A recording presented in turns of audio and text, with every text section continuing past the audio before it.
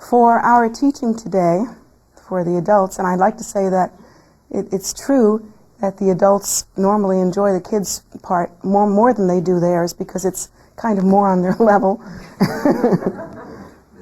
And we're all worrying about the big stuff anyway, which is what the kids are working on. For the adult portion of the teaching, one of the things that I would like to talk about in our ongoing continuum of trying to understand correct view from many different angles is the conceptual proliferation that we continually engage in and how that actually occurs. If any of you have had any familiarity with any kind of psychotherapy or with any kind of counseling or with any kind of inner work at all, one of the things that you might have noticed during your work is that depending on how you accept information and how you react to it, under those conditions you'll have a certain kind of experience, and that certain kind of experience really depends on how you accept things, on how you hear things. How many of you have noticed that? That it isn't really what happens to you, it's how you hear it or how you accept it. Are there any of you that haven't noticed that? Some of you didn't raise your hands. Okay, it's just that you didn't. I was just checking. You haven't noticed that. Okay, here's what I'm saying. Whatever happens to you isn't always what determines how you feel. It's how you accept what's happening to you. Do you agree with that? Okay. Because one thing can happen to two different people, and they can have two totally different experiences. Isn't that true? That's true. Let's say two different people have a car accident. Buddha forbid. Two different people have a car accident. One of them tends to be a heavy breather, and they're just going through the tragedy and the shame of it and the anger of it, or whatever it is that their particular habit, and habit may be the operative word there, happens to be. But another person tends to accept things like that kind of like water rolling off a duck's back. It goes down easier somehow. It's just their temperament and their personality. They both had the same experience, and maybe they both walked away without injury and had their cars totaled, or both broke a leg, heaven forbid, or whatever. But they might still have totally different experiences, even though they had the same kind of situation. So basically, that's what I'm talking about. So you all have seen that, I'm sure.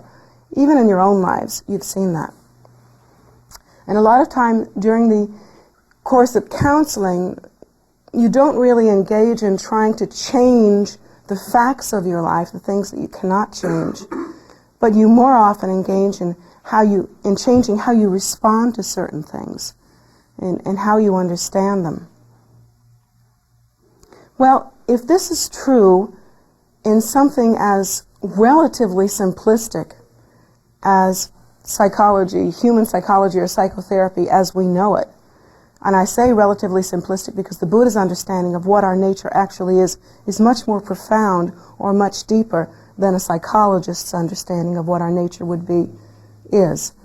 Even if we understand that phenomena on a very simplistic level, and it seems to be an accepted fact these days, that we understand that our perception really dictates our experience.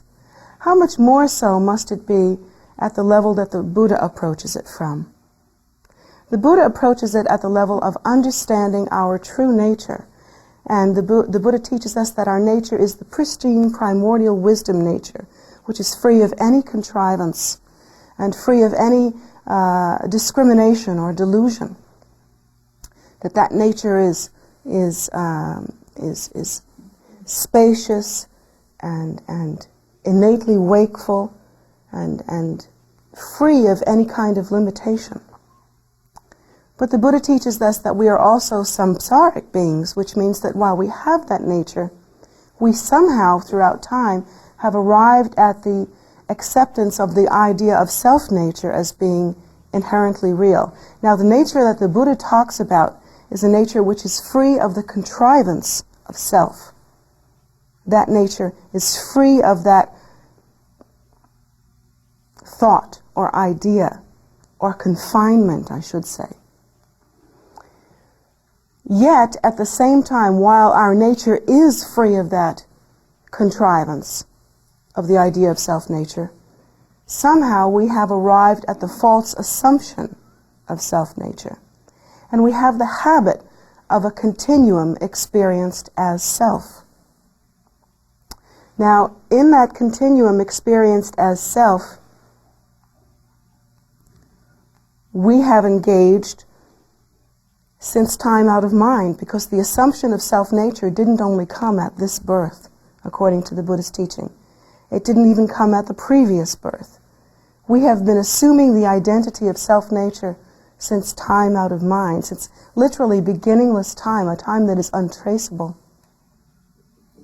The Buddha teaches us that we were born many, many times, that we are continuing on a wheel of death and rebirth, death and rebirth, death and rebirth.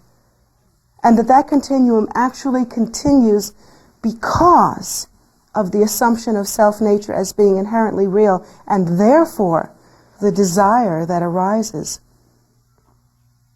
The Buddha teaches us that we actually continue, as we do, wandering in samsara, or cyclic death and rebirth, due to desire, based on the assumption of self-nature as being inherently real. Because it is the self that desires. And the mechanics of that is that in order to be a self, in order to assume the identity of self, we have to discriminate between self and other.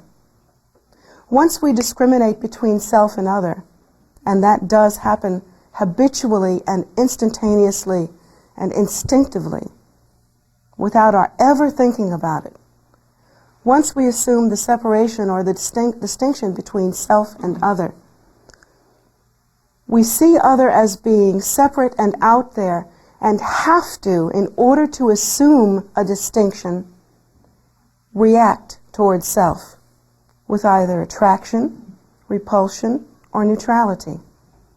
And as I've said before, the neutrality is really, if you think of attraction and repulsion as being different sides of the same coin, which they actually are, neutrality would be like the side of that coin or the rim of that coin, because you have to bounce back between attraction and repulsion before you can feel neutral about something. We constantly revolve with that habitual tendency, and have done so since time out of mind.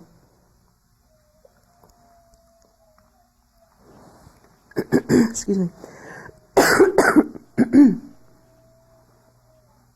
That being the case, we have that habit. We also, once we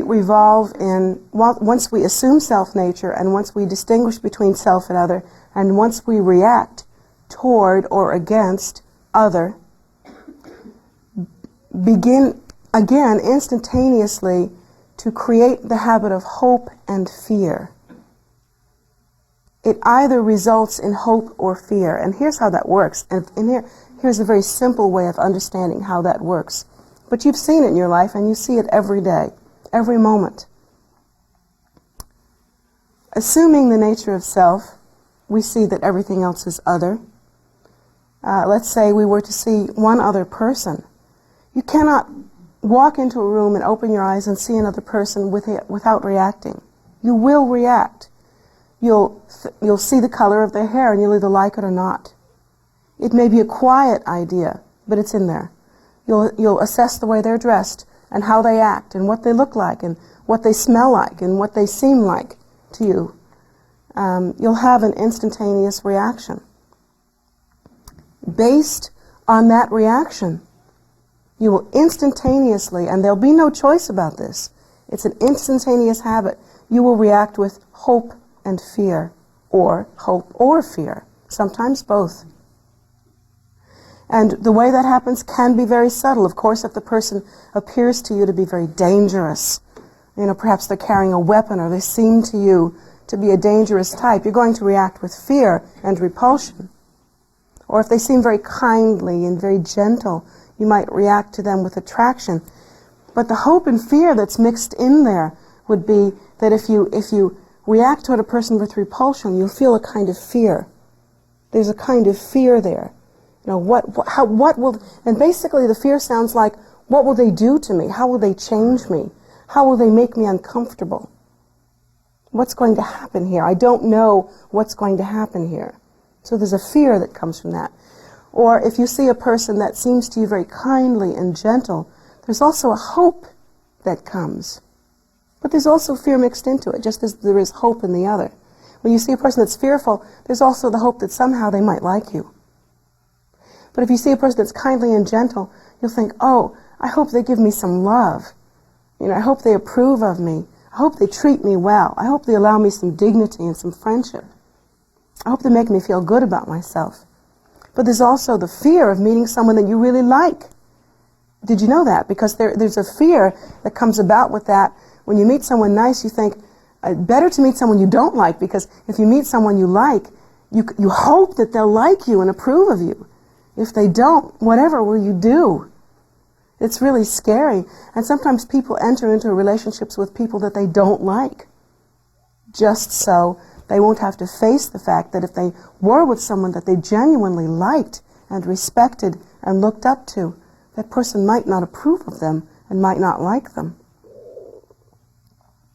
That happens to us all the time. It's a big mishmash of confused feelings. This hope and fear and all of the ideas that come from it, and it does continue, because once you have fear, you have a whole concept that enters your mind about what that fear is and what it's going to do. If you begin to feel fearful about a person, you instantly, have you noticed yourself doing this, create a whole scenario of what probably is going to happen. I mean, it's interesting how we manage to map out our lives beforehand. We have it all worked out. What's the point of even going through it? We know exactly what's going to happen. We're going to be miserable. We have it all worked out. And then the other side of it is that if we really like a person, and we have some hope about it, we instantly create some kind of conceptual proliferation in which we make this whole scene in where that person loves us and it utterly changes our lives, and suddenly everything's better and we're happy at last. And of course, with a scenario like that, since things never really happen that way, we're going to be disappointed and we're going to be let down. Whatever way we go, whether we react in hope or fear, we're genuinely asking for trouble due to the conceptual proliferation that comes after that. We always assume things are going to happen a certain way. We always judge that they are going to happen a certain way. We always project our minds, in a sense, onto the screen of life, in a very literal sense, onto the screen of life. And actually, according to the teaching and according to what you might have even noticed for yourself, often our experience of life is really strange compared to what other people are experiencing in the same moment, at the same time, under the same condition. It's a wonder to us how we can experience things so individually. If any of us have ever taken the trouble to engage in a reality check, which we rarely ever treat ourselves to, we might have noticed that really we're having our own envelope of experience. And it all has to do with this constant conceptual proliferation that occurs. This conceptual proliferation has a lot to do with view. Now, incorrect view results from the idea of self-nature being inherently real. There is no way that we can exist in samsara without incorrect view resulting. Now, on the path of Vajrayana, the most important directive that we are given is to attain pure view through devotion. That is extremely important. And in that way, we will awaken the wisdom sense or the wisdom mind and move closer to realization. We're given many different ways to do that. One of the ways that we're given to do is to meditate on emptiness. And in meditating on emptiness, we do not instantly assume self-nature to be inherently real.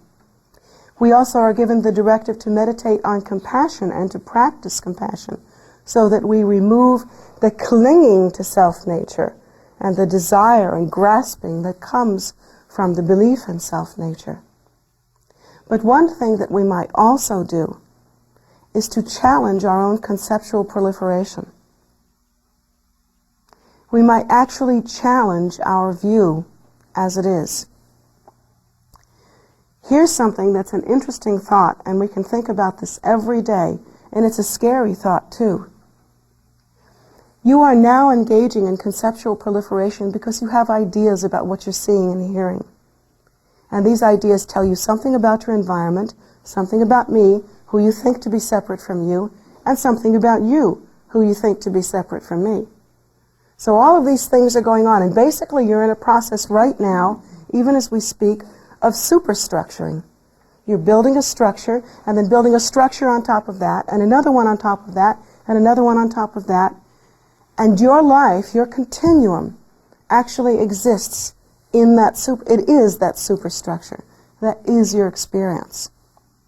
But if you trace it down, the conceptual proliferation can be traced to hope and fear, can be traced to attraction and repulsion, can be traced to duality, can be traced to ego identification or the assumption of self-nature as being inherently real. Now the Buddha teaches us that from the get-go, from the beginning, this is all tainted and all wrong. Now we walk around all day long feeling angry and justified because we're angry. And if we are not justified, we try to find justification, and we will, given enough time. We spend the rest of our day when we're not angry feeling self-righteous, good or bad about ourselves, guilty, morose, elated, blissful, happy, victorious, like failures, all these things. And often we can feel both victorious and a failure within the same 5-minute time span. We just walk around with this kind of continuum going on. That is the experience of our lives, and it is our continuum. Based on that, we act. We act a certain way because we're angry. We act a certain way because we're sad. We act a certain way because we're happy. We act a certain way because of all the feelings that we feel.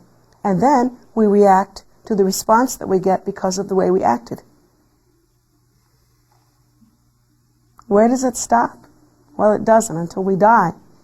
And then we get reborn again. That is the experience of continuum. If it can all be traced back to the idea of self-nature being inherently real, and the Buddha teaches us that that is a false assumption, because that is not our nature to contrive in such a way. Our nature is the fully accomplished, spontaneously liberated, primordial wisdom view. But if instead we are having all this other stuff go on, the first thing that you can say to yourself every day, and the thing that you can say to yourself every moment of every day, is that I don't know what the heck is going on here. And that should be the first thing that you do every day. Rather than assume self-nature being inherently real, the first thing you should assume is that you do not know your derriere from a hole in the wall. Did I say that nicely enough? This is, after all, a temple. You can safely assume that you don't know what's going on. So perhaps you can challenge yourself by taking a moment to just breathe, just be. Now, the Buddha teaches us a certain kind of meditation in which we watch thoughts and think of them as coming to the surface of the mind like bubbles that come from the bottom. You can think of your mind as a lake, and you can think of thoughts that simply rise to the surface. Now, if a bubble rises to the surface of a lake, where will it go when you pop it? It simply pops. Now supposing we were to think of thoughts in the same way. Whatever conceptual proliferation that rises to the surface of the lake of your mind, supposing you weren't to follow it. Supposing you were to simply let it go. Let it pop. Look at it square in the eye and say, oh, that's another one of those conceptual proliferation things. What if you didn't let it dictate your life? According to the teaching, and according to the recommendations that all of our teachers have given us, those thoughts have no inherent reality other than the reality that we give them in expressing and clinging to the continuum. So if we were to simply let them be what they are, they're just bubbles. Only bubbles. And we can let them go. Our tendency, however, happens to be a very neurotic one. When we see a bubble rise to the surface of the lake of our mind, first of all, we don't even get that our mind is a lake. We're just in the sea of wavy stuff. Just constantly in this big wavy sea. And so when a bubble rises to the surface of the sea of despair that we are involved in, we beat it to a froth. I mean, we get a little psychic egg beater and we just go to town, beating it and whipping it up. And pretty soon we have lots and lots of bubbles, and then the next thing we do is say, oh my God, bubbles!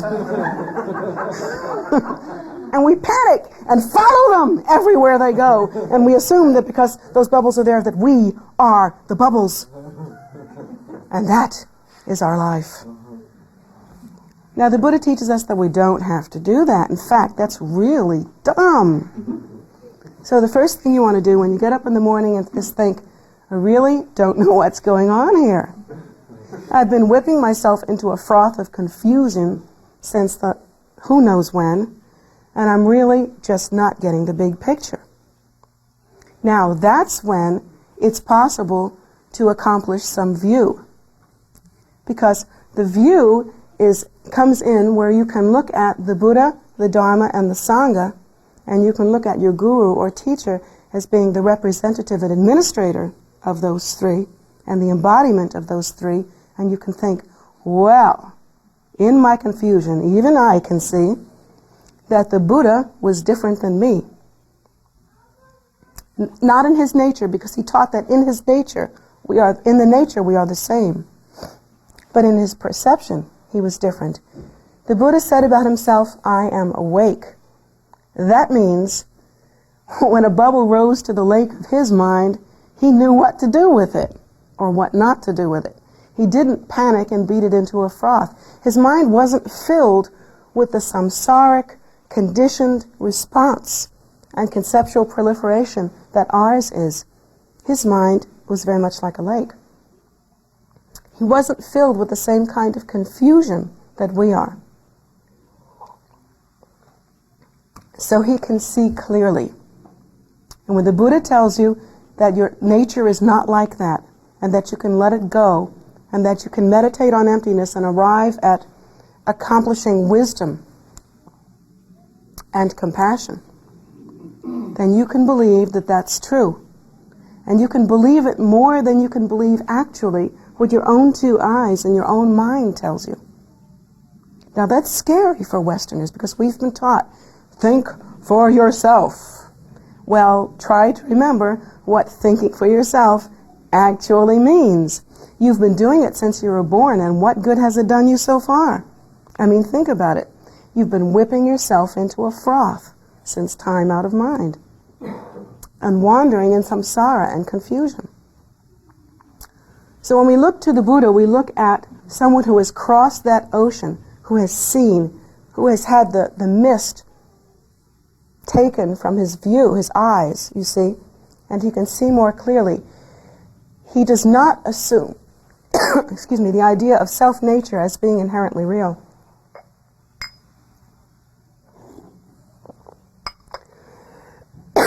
Excuse me, I've just gotten over a cold and there's a frog in my throat that is desperate to get out.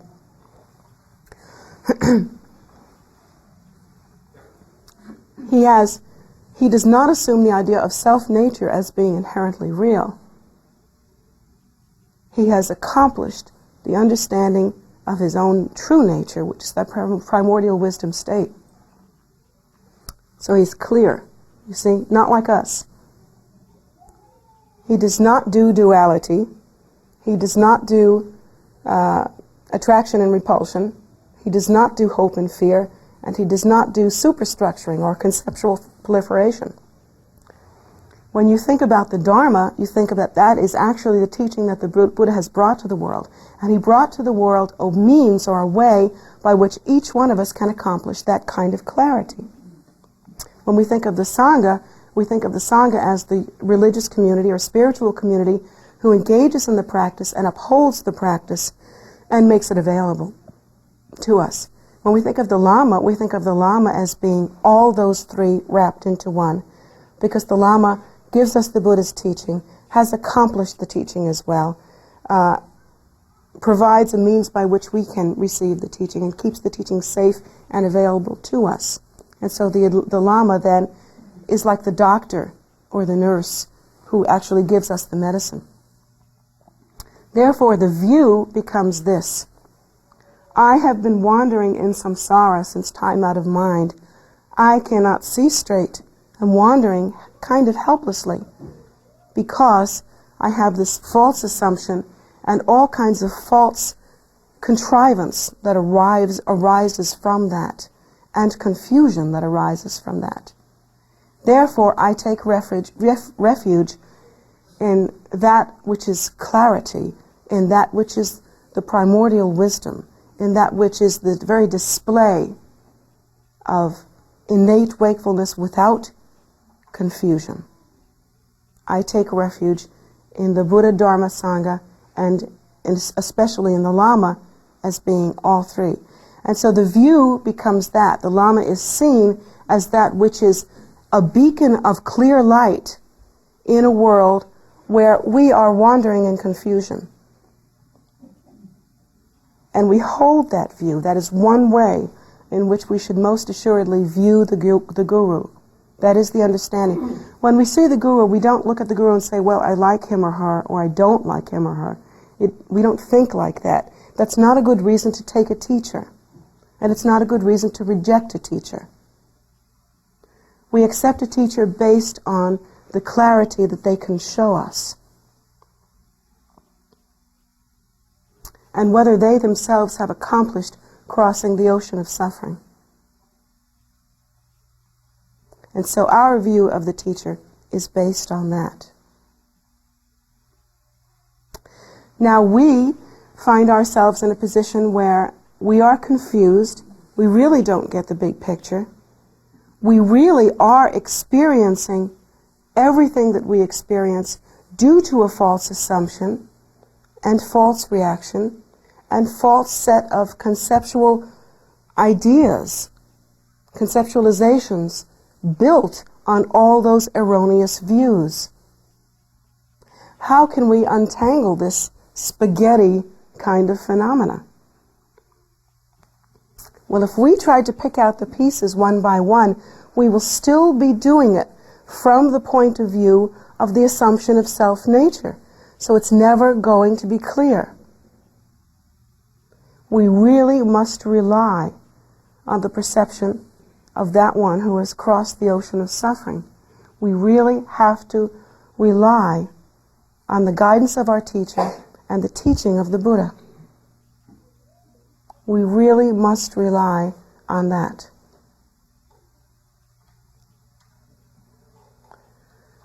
The most important step that any student can make, and any good student will really have to make this at some point, is arriving at the conclusion or coming to the understanding that you really just don't know, that you really just don't have a clue. Many students, when they first come to temple or when they first begin on the spiritual path, feel a kind of arrogance, a kind of pridefulness and a kind of arrogance. And we talked about that the last time that we were together. They really assume that they know something, you know. Well, I've had several different teachers, and I've been on the spiritual path for some time now, and yes, I have a great affinity for spiritual things, and in fact, I myself have taught a few people in my humble way, and they sort of think like that, and they come to the temple, and then they think, yes, well, I've tried everything, so now I think I'll try some Tibetan Buddhism because, it's really exotic. So, having been everywhere, I guess I'll try Tibet. And so that's what they think, really, when they come to the path. And really, even some of the oldie goldies over here were like that. Oh, let me tell you, it was Pew City for a long time. I actually had many of them come to me and tell me how wonderful they were and how helpful they've been in other people's spiritual awakening. And all they needed from me was a reading. You don't think that's weird? Then you have some work to do. So anyway, they experience that, and you may actually be experiencing that. You may feel just a little itchy under the collar when I talk about this, or a little uncomfortable. At any rate, there will come a point in any proper student's life when they might enter in that way, and then at some point they simply realize that they don't know anything. They just haven't got a clue in the world. And at that point, they finally have entered onto the path.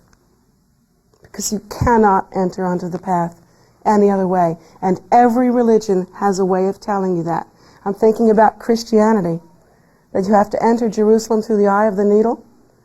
That actually means there is actually a place in Jerusalem, as I understand it, or was, I don't know if it's actually still there, where there is a tunnel or a rock formation which is quite low. And it's called the Eye of the Needle. And camels going into Jerusalem that way actually have to get down on their knees to enter into it. So that analogy is made, that you have to enter by getting down on your knees. You actually have to get off of the arrogance that you have and the spiritual superiority. This may come as a shock to you, but in fact you are not getting messages from Jesus or Buddha or anybody else from the Pleiades star system as you thought you were every night at 7 o'clock. You actually are not getting the confused inner the inner directives that you thought you were. You're just confused. And I'm really sorry about that. I really hate to break this to you, but you're having a lot of problems. So anyway, when you get to the point on the path that you can actually realize that you're somewhere and you're in good shape. Until you realize that, believe me, and you're not going to like my saying this, and you might not come back, but you're nowhere and you're not in good shape. We who are sentient beings are wandering in samsara. And according to the Buddhist teaching, if we have the assumption of self-nature as being inherently real, we are all basically in the same condition of wandering. It is only the gurus and the teachers who in their past may have accomplished sufficient dharma, and again they accomplished dharma, which is the teaching of the enlightened mind. Having accomplished dharma, they actually have clarified their mind to the point that they can see through the mist in a way that we cannot. And you should trust in those teachers who have themselves accomplished their practice. Some guidelines that you might use are this way, and I've taught this before, and I would like to reiterate this because this is important at this time. You can have two kinds of expectation about a proper teacher for you, or about yourself if you think you are a proper teacher. One of them is that you should have totally, in this lifetime, have accomplished and be yourself teaching pure Dharma, that is Dharma that is brought by the enlightened mind, the Buddha. One who has attained Buddhahood.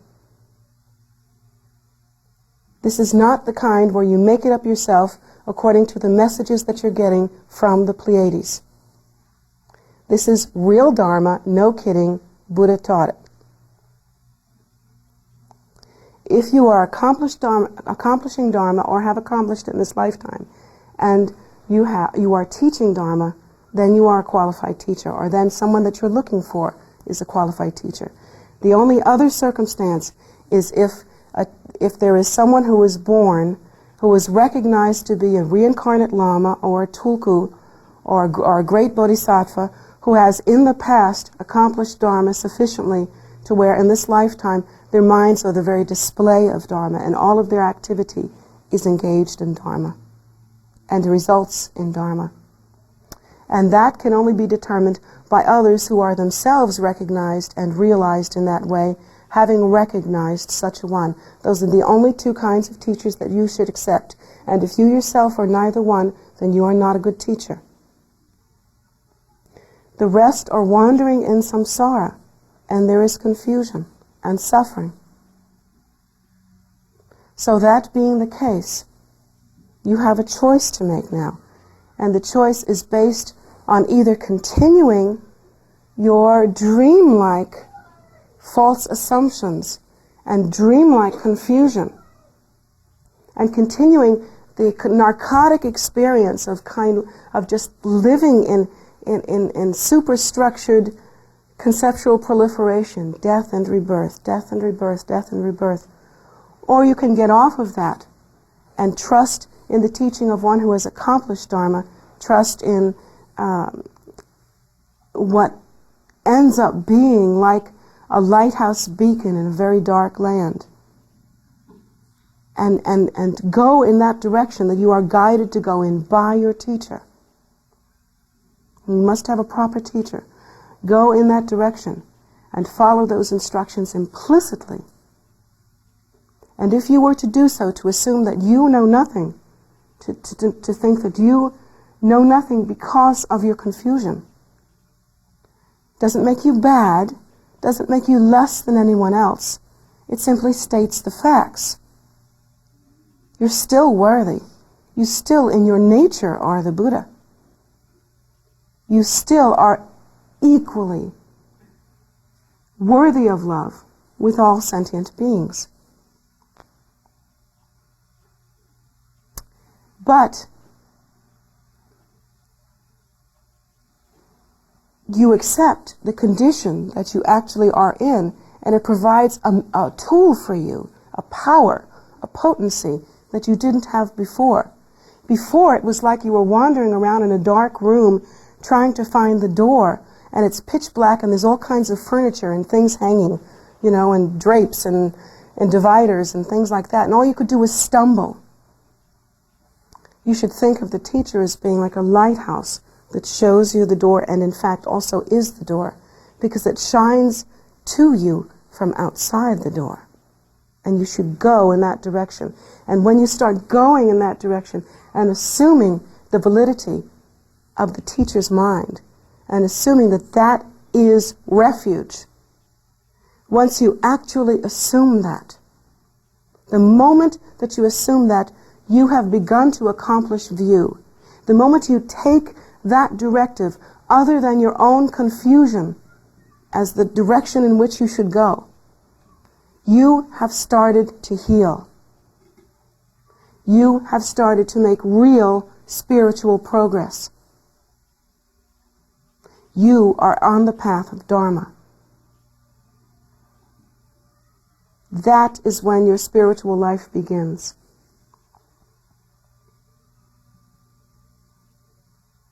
Now, in the way of confession, I will tell you that, and honesty, actually, I will tell you that this kind of situation has happened to me, and I've really done my best to remain pure in holding to the equality of all that lives.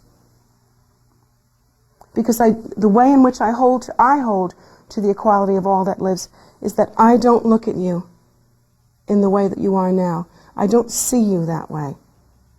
I see you as being the very Lord, the very Buddha.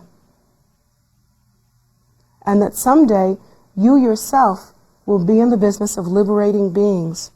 So you are, each and every one of you, to me, a treasure beyond any measure. A treasure, a unique and incredible treasure. But not unique in your individuality. Unique in that, in samsara, there's nothing like what you really are. But I don't actually look at each of your personalities. So I've had people say to me that I'm not accessible in that way on a human level. It's not that I'm not accessible on a human level. I do feel that I am accessible on a human level. I'm just not friendly on that level because I don't see you on that level. I don't want to either. What would be the point? You do that well enough on your own. I can give you something else, and I'd rather do that. So here's what happens, and here's where the honesty and the confession comes in.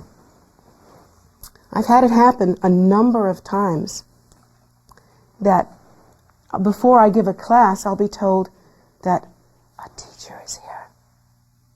There's a teacher here. Someone will be sitting down and they'll say, this person teaches spiritual things to others. And has a number of teachers, like 25 or 30 maybe. 30 is much more impressive than 25, don't you think? So anyway, this person will, and oftentimes, and that person will be, they'll sit down there and just think, just remember that this person's here, and they even teach a little yoga. Or, no, this person's here and they channel, like the hierarchy and everything. And so, and you should be, should know that this person is here. And I think what they expect me to do is go, woo! But I never do, and it's just so darn disappointing to everybody. Nobody really likes this about me. In fact, what I actually do is, and here's where the meanness in me comes out. What I actually do is that when I find such a one, I find a way to rib teachers that day.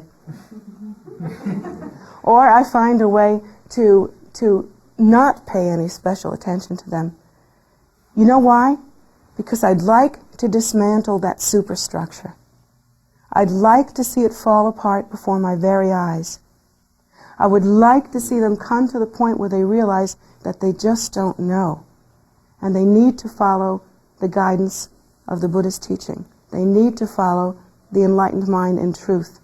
They need to get off the high of power and pride. They need to get real. Like that little guy said, get down and get funky.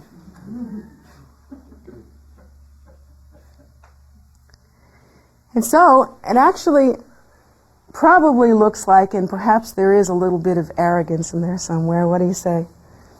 But in fact, I want to tell you from my heart that I see that one, whoever that one might have been, the same as any of you, all in the same condition, all in the same shape, ultimately and supremely worthy, worth saving, worth loving. And I promise you from the depths of my being that I would come back and reincarnate if I could be of benefit to any one of you, just for one of you. And for that one also. So you can't say that the love's not there. But I don't think that we're serving ourselves, and I don't think that we're serving each other when we play that little game. I think we only benefit when we accomplish pure view. And we can only accomplish pure view when we really face and wrestle with the idea of confusion, our own personal confusion. So I challenge you to awaken each morning and continue every moment of every day by thinking, I don't know anything, and make a big joke about it. Okay? That's going to be your big joke, like Pee-wee's Big Adventure. Your big joke today is that you don't know anything. You just don't have a clue.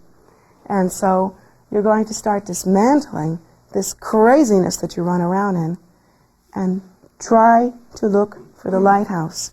Try to see it. Don't make one up either. Go to your guru. Go to your teacher. Come and find out the path and practice the path and practice it purely.